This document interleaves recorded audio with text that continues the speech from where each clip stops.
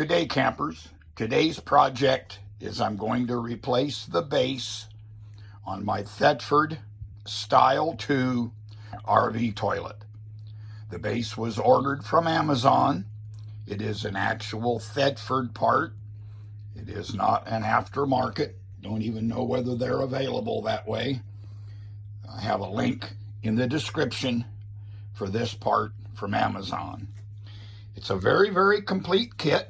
Comes with instructions, comes with the 2 bolts that hold the base to the floor, the bolts that hold the base to the bowl, and these are the nuts for the base, bolts that go to the floor, and of course comes with new plastic caps, comes with the base gasket, and with the gasket for the flush ball.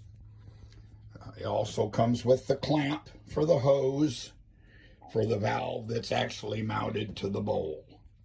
Some tools that you'll need for this project. The crescent wrench is for where the plumbing bolts to the back of the base. In my case, I've installed service line and a shut-off valve.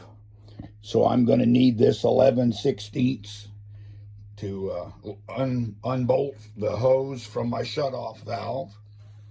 The 3/8 socket is for the bolts that hold the bowl to the base. The 1/2-inch socket is for the nuts that go to the mounting bolts to hold it to the floor. I'm using a 1/4-inch ratchet because there's not a lot of room. You'll also need a pair of some kind of pliers for the clamp for the hose. I've removed the clamp and the hose from the base. I've removed my service line from the base. If you don't have a service line, if you have PEX or some other kind of connection, that'll have to be removed before you take the pedestal actually out of the bathroom. Next thing we need to do is remove these 2 screws that attach the bowl to the base.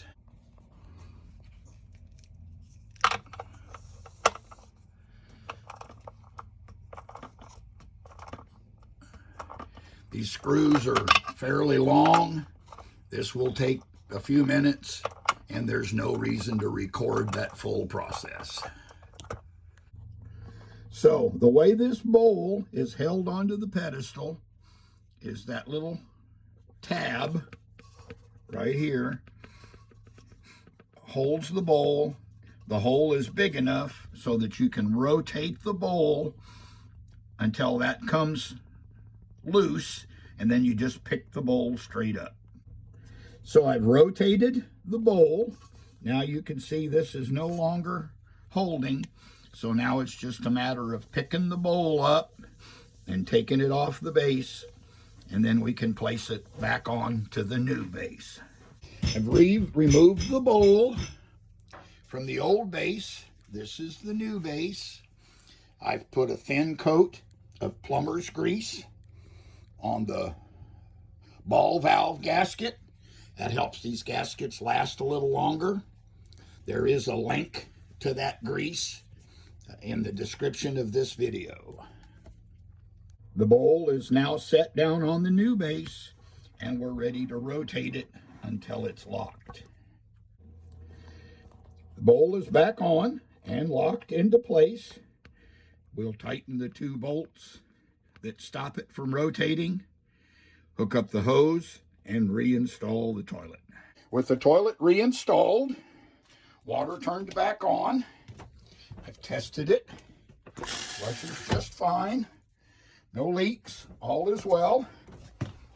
One little thing I'll note here is I have installed a shut-off valve. It's crimped to the PEX and a 3/8 fitting, and I use a service line just like you could buy at any hardware store, which connects to the toilet. If you don't have a shut-off valve, with the toilet out is a perfect time to install that.